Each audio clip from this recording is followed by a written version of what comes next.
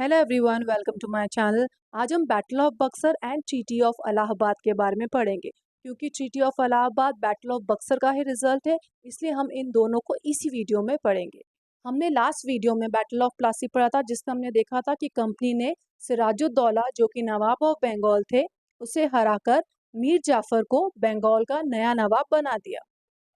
और जब मीर जाफर कंपनी की डिमांड्स को पूरा नहीं कर पाए या उनके एक्सपेक्टेशंस के अकॉर्डिंग काम नहीं कर पाया, तो कंपनी ने उसे हटाकर उसी के सन इन लॉ मीर कासिम को बंगाल का न्यू नवाब बना दिया।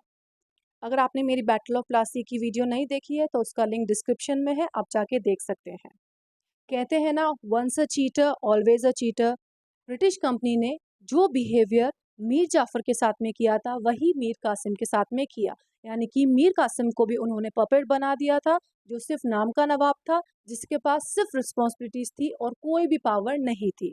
जब मीर कासिम को ब्रिटिशर्स के ट्रू इंटेंशंस का पता चला, तो उन्हें लगा कि ब्रिटिशर्स को बंगाल से बाहर निकालने के लिए स्ट्रॉन्ग फोर्सेस की जरूरत पड़ेगी। इसीलिए वो मुगल एम्परर, जो कि उस समय थे शाह आलम सेकेंड, और अवध के नवाब शुजाउद्दौला के पास गए।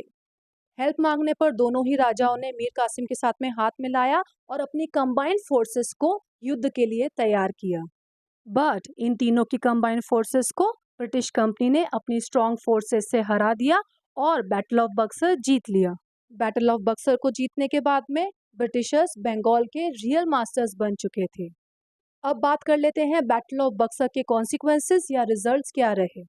1765 में ट्रीटी ऑफ इलाहाबाद, जिसे हम कह सकते हैं इलाहाबाद की संधि, British company, Shah Alam second और शुजाउद्दौला के बीच में साइन की गई, जिसके तहत मुगल एम्परर शाह आलम सेकेंड ने कंपनी को बंगाल, बिहार और ओडिशा से रेवेन्यू कलेक्ट करने का दीवानी राइट दे दिया था। इसके बदले कंपनी ने मुगल एम्परर शाह आलम सेकेंड को 26 लाख रुपए एनुअली और इलाहाबाद डिस्ट्रिक्ट देने का वादा किया। लेकिन एम्परर शाह आलम सेकेंड को इलाहाबाद फोर्ट में ही रहना पड़ेगा अंडर ब्रिटिश प्रोटेक्शन। और वहीं अवध के नवाब शुजाउद्दौला को कंपनी को 50 लाख रुपए सिक्योरिटी पे करनी पड़ी, जिसके बदले कंपनी ने उसे उसका राज्य वापस कर दिया। लेकिन यहाँ पर भी कंपनी ने एक शर्त रखी कि जब भी अवध पर कोई अटैक होगा तो ब्रिटिश फोर्सेस नवाब को उससे बचाएगी। रॉबर्ट क्लाइव ने 1765 में बंगाल में डुअल गवर्नमेंट इंट्रोड्यूस कर दी। डुअल गवर्नमेंट के तहत मीर जाफर को बंगाल का फिर से नवाब बना दिया गया और उसे मिलिट्री और क्रिमिनल जुरिस्डिक्शन रिलेटेड पावर्स दे दी गई। वहीं रेवेन्यू कलेक्शन की जो मेन पावर थी, वो ब्रिटिश कंपनी ने अपने हाथों में रखी।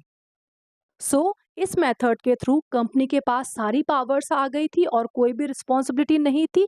वहीं नवाब के पास सिर्फ रिस्पॉन्सिबिलिटी थी, कोई भी पावर्स नहीं थी जिससे वो अपना एडमिनिस्ट्रेशन अपने अकॉर्डिंग रन कर सके। वीडियो पसंद आई हो तो वीडियो को लाइक करें, अपने फीडबैक्स कमेंट करें और ऐसी ही और इंडियन हिस्ट्री से रिलेटेड वीडियोस देखने के लिए मेरे चैनल को सब्सक्राइब ज़रूर करें। Thank you.